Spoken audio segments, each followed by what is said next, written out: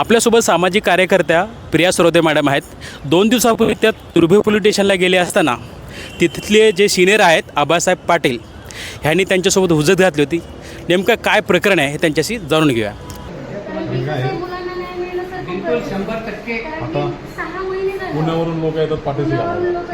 पाठीशी ही गोष्ट खूप चुकीची आहे, कारण की मला असं वाटते 300 करोडचा गुन्हा दाखल केलेला अट्टल गुन्हेगाराला तुम्ही पाठीशी घालायचा प्रयत्न करताय. हे नवी मुंबईचा पोलीस प्रशासनाला खेद निर्माण आहे. रेकॉर्डिंग आहे. सर, मी नवी मुंबईच्या सर, आम्ही कर रहे रिकॉर्डिंग सर. गुन्हेगाराची तुम्हाला माहिती दिलेली असताना सुद्धा तुम्ही ह्या पद्धतीची दखल घेतलेली नाही. दखल आम्ही घेतलेली आहे. दखल घेतलेली नाहीये. आम्ही दखल घेतलेली आहे.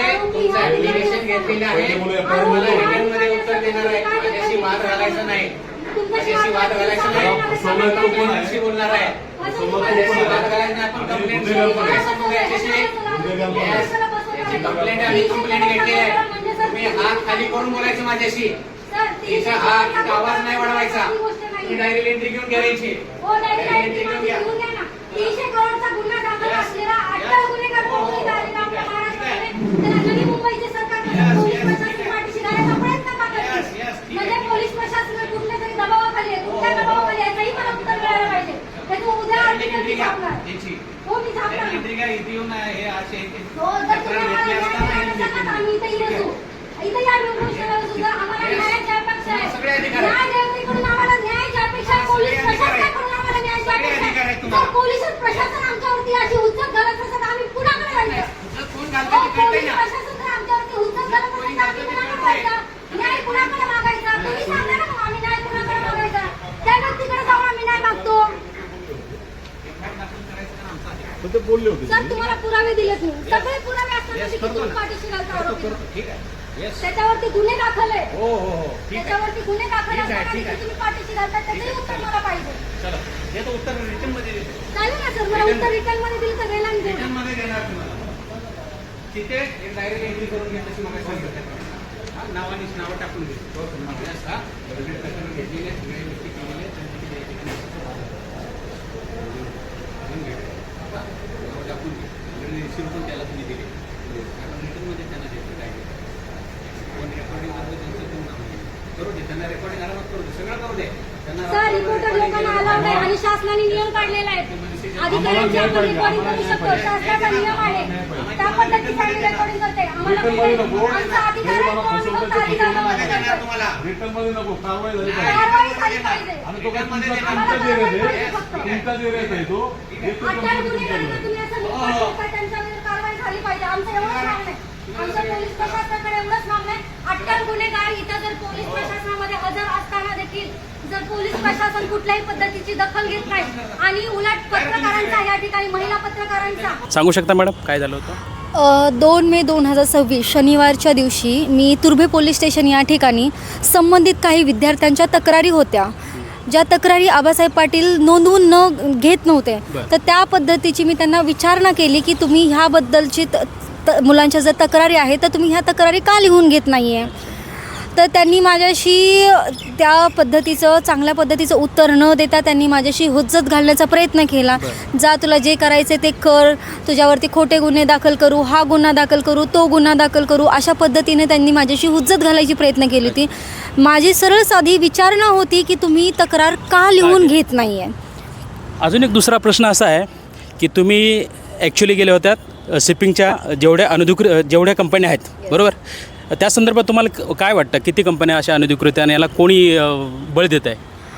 खरं सांगायचं गेलं तर नवी मुंबई क्षेत्रामध्ये 500 ते 600 अंदाज माझा 500 ते 600 ह्या अनधिकृत शिपिंग मरीन सर्व्हिसेसच्या कंपन्या आहेत, ज्याच्याकडे आपल्या पोलीस प्रशासनाचा असो की नौदलाचा असो, DG शिपिंगचा असो, सगळ्यांचं ह्याकडे दुर्लक्ष होतं आहे. ह्याच्यामध्ये कुठेतरी राजकीय मला असं वाटते की राजकीय व्यक्ती लोकांचाही यामध्ये हात असणार आहे. त्यांच्याशिवाय ह्या विनापरवान्या कंपन्या चालणार नाही आहेत. जर माझा एक प्रश्न आहे, विनापरवान्या कंपन्या का चालतात?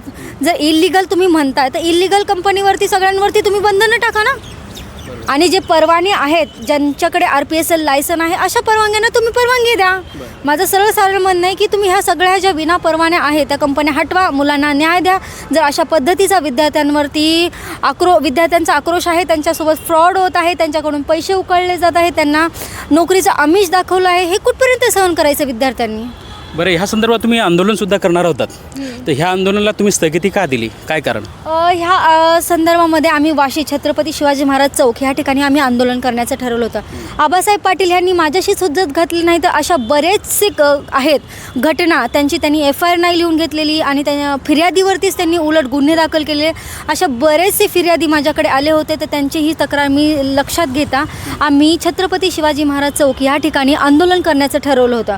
पण आंदोलन कडून आम्हाला वाशी पोलीस स्टेशनकडून तात्काळ आंदोलन आमचं रद्द करण्यासाठी आणि तुमची परवानगी नाकारली असं आम्हाला एक पत्र दिलं.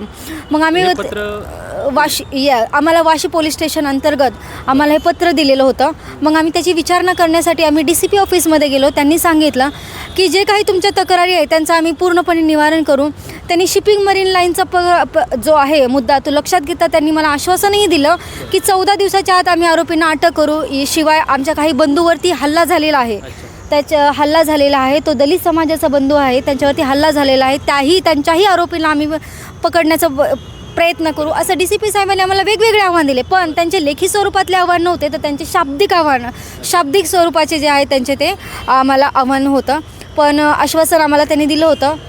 बरं, अजून जर तुम्हाला तर त्यांनी 14 दिवसाचं एक टाईम दिलेला आहे, जर त्याने ते पूर्ण नाही केलं तर त्याच्यानंतरची तुमच्या भूमिका काय असणार आहे? माझी त्याच्यानंतरची भूमिका एवढीच असेल की आपले महाराष्ट्राचे मुख्यमंत्री तथा गृहमंत्री देवेंद्र फडणवीस साहेब ह्यांच्याशी ह्या संदर्भामधले विचारविनिमय करून त्यांच्याशी भेट घेऊन ह्या संदर्भ त्यांना आम्ही सांगण्यात यावा. जर त्यांच्याकडूनही जर काही प्रयत्न झालाच नसेल, आता ते गृहमंत्री आहेत म्हटल्यानंतर त्यांना राज्याची काळजी आहे, ते खरंच काहीतरी प्रयत्न करतीलच आणि पोलीस प्रशासनात जे भ्रष्टाचारी अधिकारी आहेत त्यांचं निलंबनही करतील. आणि त्याचबरोबर जर त्यांच्याकडून काही नाही झालं तर आमचे सगळे विद्यार्थी संघटना आहे, पत्रकार संघटना आहे, वकील संघटना आहेत, आमच्याकडे दलित संघटना आहेत, ज्या सगळ्या संघटना एकत्र रस्त्यावरती येऊन आंदोलन आणि मोर्चे काढतील आणि मग त्याला सर्वस्वी प्रशासन जबाबदार आहे. कारण की आम्ही हा पूर्व इशारा देऊनही जर कारवाई झाली नसेल तर आम्हाला रस्त्यावरती उतरण्याशिवाय पर्याय नसणार आहे. आत्ताच आपलं बोलणं झालेलं मॅडमसोबत, ते बोलतात की जर त्यांनी जे टाईम पिरियडमध्ये जर त्यांनी ते त्यांचं वचन पाळलं नाही तर हे मोठ्यात मोठं आंदोलन छेडणार.